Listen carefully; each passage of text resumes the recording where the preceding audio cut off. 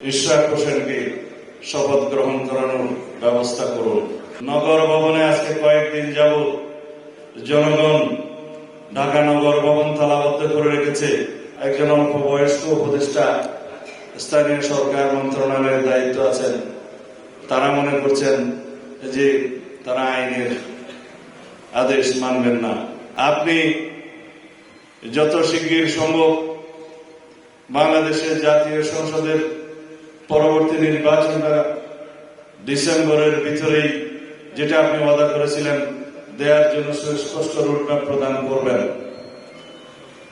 তাতে আপনার সম্মান রক্ষা হবে, এদেশের মানুষ আশ্বস্ত হবে, দেশের মধ্যে একটি রাজনৈতিক স্থিতিশীলতা প্রতিষ্ঠিত হবে, ব্যবসা বাণিজ্য অর্থনৈতিক কর্মকাণ্ডের চাকা চালু হবে, বিনিয়োগের জন্য একটা পরিবেশ সৃষ্টি হবে, দেশি বিদেশি বিনিয়োগ আসবে।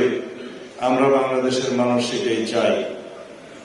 যারা আপনার কয়েকজন উপদেষ্টা বিভিন্ন রকমের চক্রান্ত করে দেশের অস্থিরতা এবং অস্থিতিশীলতা সৃষ্টি করতে চায়, তাদের সম্পর্কে আপনাকে আমরা জানিয়েছি।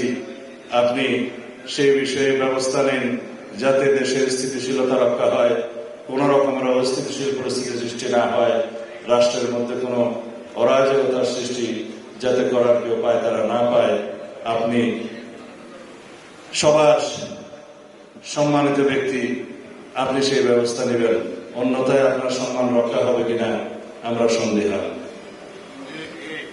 কথাগুলো খুব নরম ভাষায় বললাম, সেজন্য মাননীয় প্রধান উপদেষ্টা খুব নরম ভাবে নেবেন, আশা করি সেটা হবে না।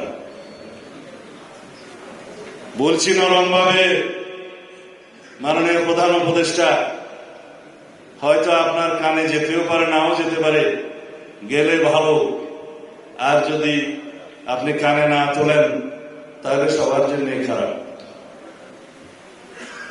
ভাবটা এখন এমন হয়েছে, আপনাদের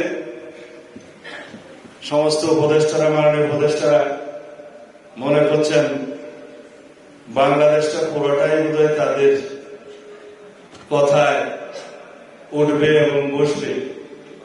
তারা মন যা চায় তাই সিদ্ধান্ত নেবে এবং আমাদেরকে মেনে নিতে হবে। আপনারা যে রাস্তায় হাঁটছেন সেটা অত্যন্ত অগণতান্ত্রিক পন্থায় হাঁটছেন।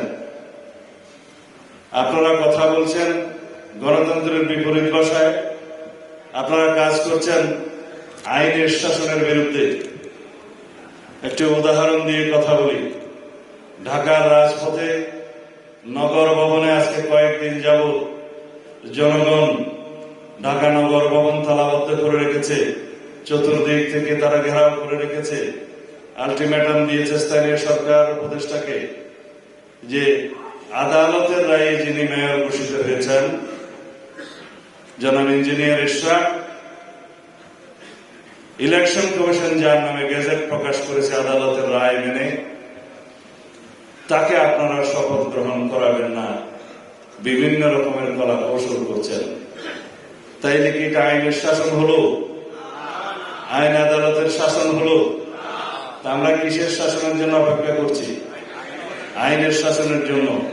আর প্রফেসর ইউনূস সাহেব এবং আপনার একজন অল্প বয়স্ক উপদেষ্টা স্থানীয় সরকার মন্ত্রণালয়ের দায়িত্ব আছেন, তারা মনে করছেন যে তারা আইনের আদেশ মানবেন না, কোর্টের আদেশ মানবেন না, ইলেকশন কমিশনের গেজেট নোটিফিকেশনকে তারা তোয়াক্কা করবেন না। তাহলে গণতন্ত্রের বিপরীতে আপনাদের যাত্রা হলো। আমরা সবসময় আপনাদেরকে সহযোগিতা করেছি, এই সরকারকে সহযোগিতা করার জন্য আমরা প্রতিশ্রুতিবদ্ধ, কিন্তু তার মানে এই না যে আমরা দাসখত দিয়েছি আপনাকে যা করবেন তাই সমর্থন করার জন্য। আমি আহ্বান করছি